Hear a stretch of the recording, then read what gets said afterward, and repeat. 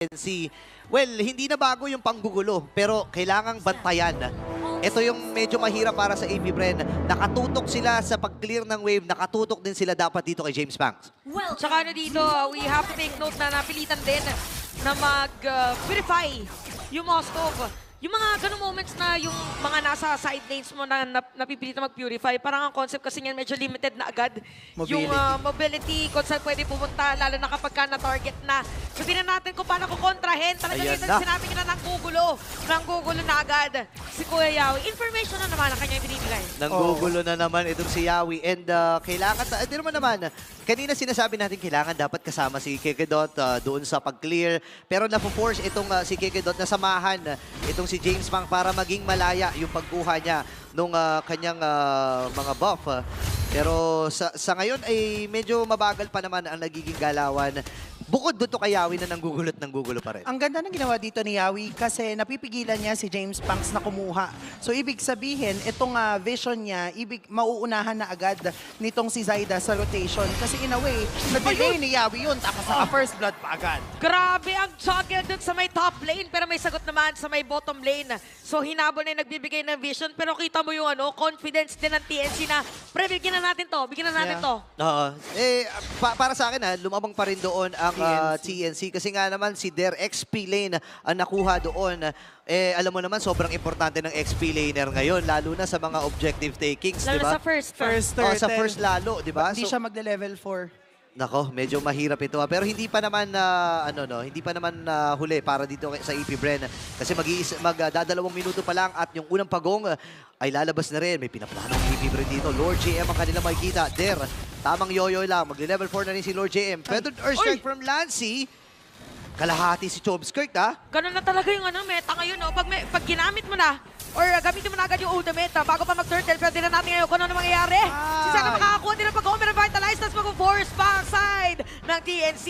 Kekedot, ang kanila sisipain, tapos lahat ng Abner the Guardian, inaabol kay Kekedot. That is the kill para dito sa TNC Pro Team. Ang tindi ng round down na yun. Lahat ng pwedeng pumabor sa TNC ay nangyari. Nakuha nila yung turtle kahit 1 level gap si Zaida kasi maganda din yung pagkaka-box out doon ni Lord JM at ni Yawi doon kay James Banks. Nauna silang mag-set up into that turtle but because of the vision given to them by Yawi, that it went into their favor. Maganda din lagi yung pambubugaw ni Lancy using his feathered airstrike. Kaya nahirapan yung mga kupunan nila na humarap doon sa kalaban. Yun nga Tsaka ang ginagawa ng TNC dito, binibigyan kagad yung mga makukunat na hero na puma-frontline. Para nga naman hindi na maglakas loob na humarap para sa kanila. Pero may pinaplano ata si Kekedot na bibigyan nila dito.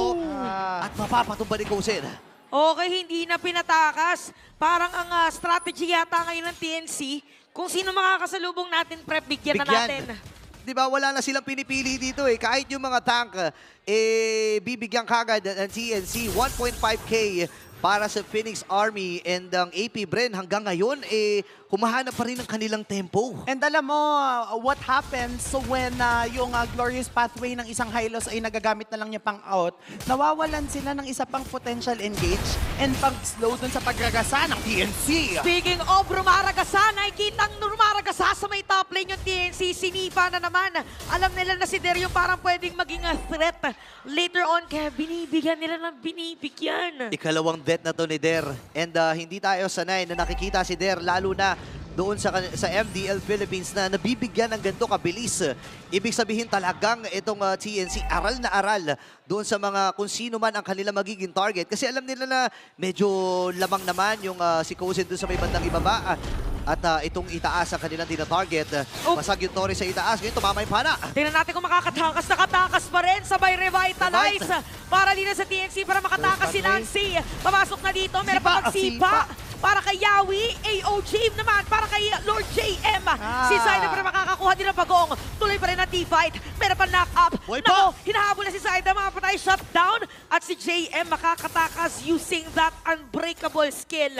Ano muna, sabi ng AP Bren, sige, okay na yon, one at a time. Nakakuha na tayo ng kill. At magandang pang preno yon para sa pagragasa dito ng TNC. In a way, naging pabor yun sa AP Bren only because na-shutdown nila si Zaida with 3 kills. Although for TNC Pro Team, that's still 2 turtles in. Ibig sabihin, for AP Brent, kailangan lang nila magkaroon ng proper targeting and kailangan lang targetin si Zyda specifically kung gusto nilang makahabol at the very least. Kasi yung Gold Lanes, equal pa nasa equilibrium pa tayo. Wala pong pumapansin dito sa Gold Laner at hindi natin napapansin ay unti-unti na nakakapondo yung mga Gold Laners. Ang Shizu, napansin ko kanina ay available na ang kanyang corrosion site.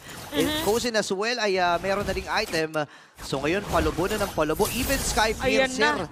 Ito na, naghahanap na ng magiging stack ng Piercer niya. Pag nakakakita kasi ng Sky Piercer sa Granger, parang, naku, kailangan na natin bigyan. Kasi pag nagtuloy-tuloy, alam mo na talaga na ikaw pa ang mabibigyan. And usually, go signal yun Yung kapag Sky Piercer, meron na. Ang ginagawa ng mga Granger users, sumasama na sa teamfight para magkaroon ng stacks agad yung Sky Piercer. Yun pala yun. Ayan tinan mo naman. Aray ko, si Keke Dot yan Yung Grabe. binabaril-baril niya, kalahati ka agad yung buhay. At ngayon, kailangan umatras. Yawi, nag-aabang pa rin sa may bandang ibaba. Oo, naka-ready Parang sabi niya, pre, tingin ka dito, pre. Ayan, ang titignan, pre. Diyan na rin Nagkakatingin sila, na nga.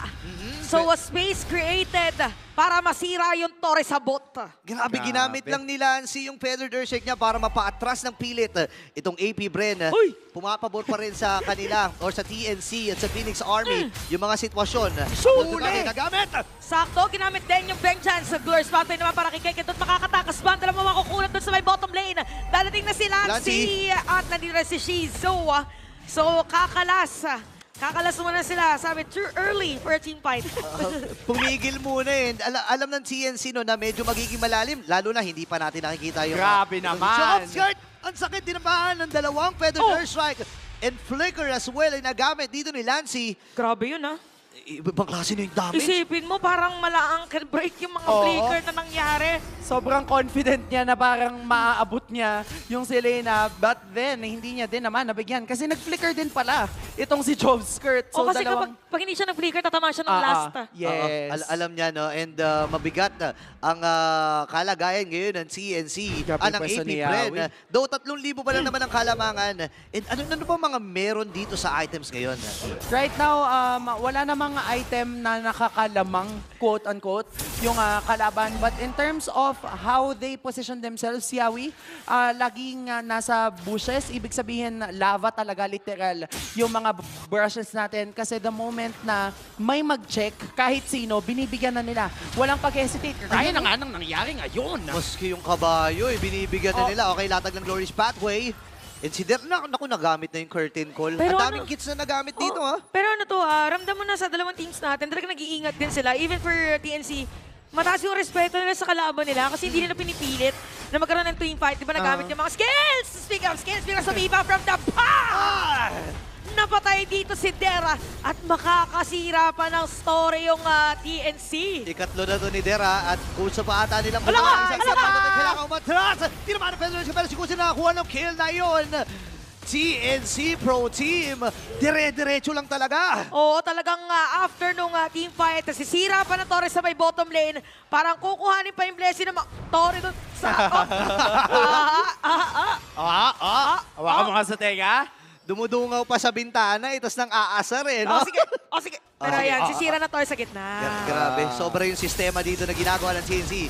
Magta-try si James Pax na pumasok at ito na yung nangyayari. Kagaya ng game number 1, napipilitan na magsama-sama ang AP Bren dahil sa mga pick-off ng TNC. Sobrang, parang ang bilis kasi ng tempo and momentum na stinart ng TNC Pro Team, which is why medyo nagre-respond na lang yung AP Bren. Ito kagaya ng nabanggit natin nung game number 1. Yes, napigilan nila na mabigyan si James Banks, pero hindi nila napigilan mabigyan si Der. Grabe yung mga shoot! Kick it out! Yung akala mo safe ka na, pero hindi pa pala. Double kill double? para kay Kozen. And double ba? Hindi. Wala mga minions. Kinabahan. Mababa pa. May narinig ko. And double. Hindi. Mababa pa naman ang death timer. And pwede mag-reset dito ang AP Bren. Pero parang pasasabugin ata muna nila dito bago tumuloy doon sa Lord. And ready ang AP Bren para dumipensa. Pero alam ng TNC ang kanilang Rico, napakasakit na ni Kozen, Oo nga, ramdam na ramdam mo. Okay, so habang may tinatry na gawin ng TNC pala, doon sa gitna, si Kuya Zaida pala ay naglo-lord. Yep. That's something na pwedeng gawin ng mga teams, lalo na kung lamang na lamang sila. With this almost 8K gold lead, pwede nilang hayaan si Zaida na gawin iyon. Pero grabe nga, yung pag-engage na ginagawa dito ni Yawi. Kanina pa natin binabanggit ng paulit-ulit. Walang hesitation coming from TNC Pro Team. Kahit gano'ng kakakunat, deadma. Yeah, hindi rin maipilit ni James Pangs na papasukin yung kanyang electrifying beats eh. Kasi natutunaw kagad siya doon sa overwhelming damage mula sa TNC. Hindi tumama yung Feather Practice Crush. lang, practice Ngayon lang. yung pana naman from Chob's Skirt ay tumama. Nasa gitna na ang Lord. Nagre-ready Ayan, si ayan, Yawi. ayan. Ayun na naman, TikTok, para kakaibang play yung nakita natin doon. Unstoppable na. Para na kay Kozen, meron pa Lord dito sa my middle lane. Okay, si James Pangs nasa nagre sila sa magiging talking dapat ng Sugar gamit din. Sim with a vengeance mula kay Ter.